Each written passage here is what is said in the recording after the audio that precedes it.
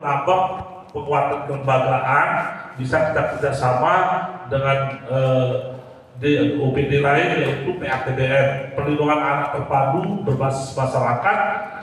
Yang kedua, Puspaga, Pusat Pemberdayaan Keluarga. Dan yang ketiga, Forum Anak Tingkat Desa. Nah, inilah mitra-mitra kita nantinya Bapak Ibu untuk menyelesaikan permasalahan yang disebut tadi oleh Pak Ketua LPA, yaitu 50% lingkungan keluarga, 20% lingkungan, 30% sekolah. Nah, untuk itu dengan adanya penguatan kelembagaan ini kita berharap supaya betul-betul untuk bisa mencegah tingginya kasus-kasus kekerasan anak ini. Nah, di sisi lain juga kami dari kabupaten untuk memperkuat pelunggus kami juga di lapangan, kami juga membuat layanan izin dan berdiri. Jadi layanan kami ada 9 poin di Bapak Ibu nanti di perlindungan perempuan dan anak. Yang pertama itu menerima pengaduan Bapak Ibu, ya. Nah, terus di sini juga kami siap 24 jam juga menerima. Terus sudah itu 2 pendataan dan analisa awal. Sebelum itu kita akan butuh data kalau pelaku atau korban. Terus yang ketiga, asesmen lanjutan, nanti kami akan timbul lagi pelaku, ya. Terus sudah itu manajemen kasus kami akan selesaikan di kantor kami di TPPA, dan siap jemput kendaraan akan kami siapkan. Terus pendampingan proses hukum kalau dia berlanjut, tentunya kita akan melakukan pendampingan, dan termasuk juga Pak Ketua LPA juga dari sini, termasuk psikolog. Nah, kalau ada permasalahan berkaitan dengan anak-anak juga gratis psikolog kami di sini di TPA, ya. Terus mediasi menyelesaikan permasalahan, alhamdulillah kita baru 5 orang termasuk Tian juga sudah dilatih mediator untuk menyelesaikan permasalahan berkaitan dengan anak. Terus kita melakukan rujukan kalau ada permasalahan yang berkaitan dengan kesehatan, dengan sosial, ekonomi, kita dengan dinas sosial juga. Itu informasi untuk saat ini masih kita menerima anak-anak korban kasus kekerasan anak untuk dilatih, menjahit, tata boga, melas, dan apa tambahan saat itu berkaitan dengan perbaikan anak montir itu Bapak Ibu, ya, untuk korban kasus kekerasan apa anak putus sekolah juga.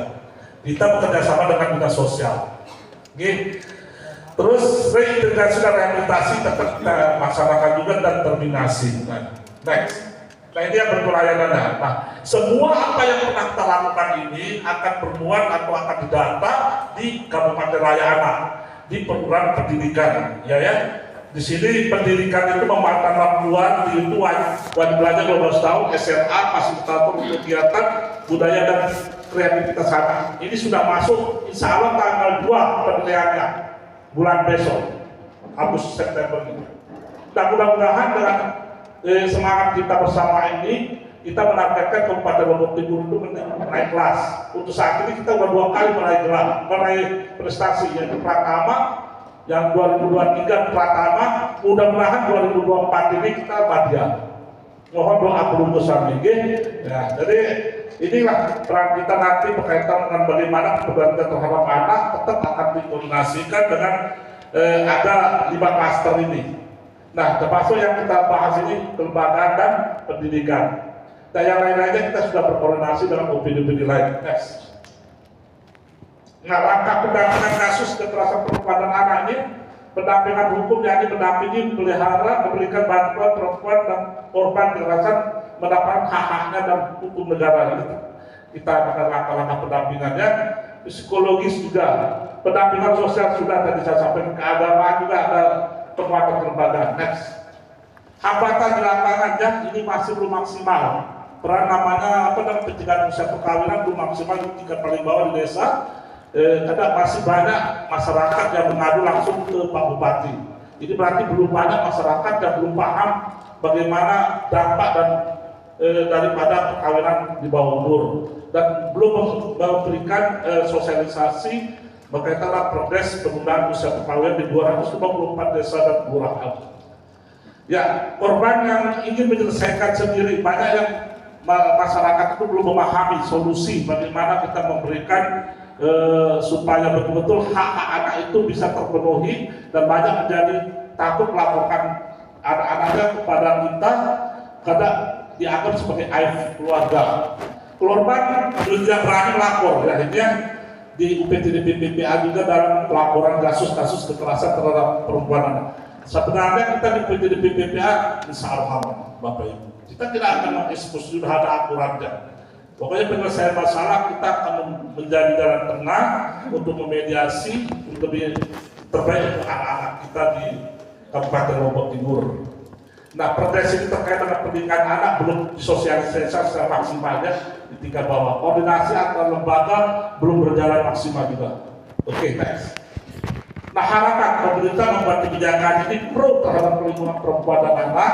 Nah, sekolah menjadi ruang strategis untuk memberikan pendidikan anak, bukan sebaliknya, ya. Jadi itulah makanya kita dengan pendidikan dan di P3 kami berkoordinasi, di mana kita berharap bisa sebagai perpanjangan tangan kita untuk berkoordinasi pencegahan kekerasan terhadap perempuan dan anak. Di pondok-pondok pesantren juga kita nanti akan membuat ini, termasuk madrasah ramah anak dan masjid ramah anak juga.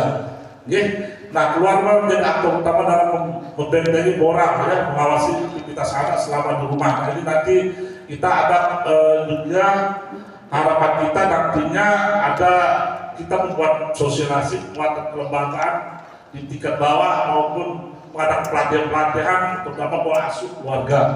Ya, masyarakat perlu berpartisipasi dalam bidang preventif dan pencegahan dan pengawasan pelaporan kasus-kasus perempuan dan anak. Itu jenis-jenis langkah-langkah kami yang ada di sebagai leading sektor, dan kebetulan ketua penasihatnya Pak Sekda, yang ketuanya di Bapeda, dan kami sebagai sekretaris. Mudah-mudahan dengan kerjasama yang baik dengan Bapak Ibu, kasus kekerasan perempuan dan anak ini bisa kita tangani dengan sangat bijak. Demikian, next. Ya, kalau ada permasalahan berkaitan dengan anak, mohon ditelepon ke kontak person ini, dicatat, siap 24 jam, dan kita punya fasilitas kendaraan semuanya untuk mendampingi.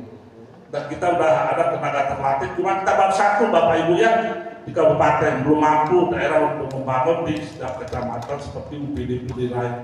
Kita ini masih kita bergerak selevel bidang kita. Jadi mohon maaf, tenaga kami hanya kita berenam Lombok Timur di bidang.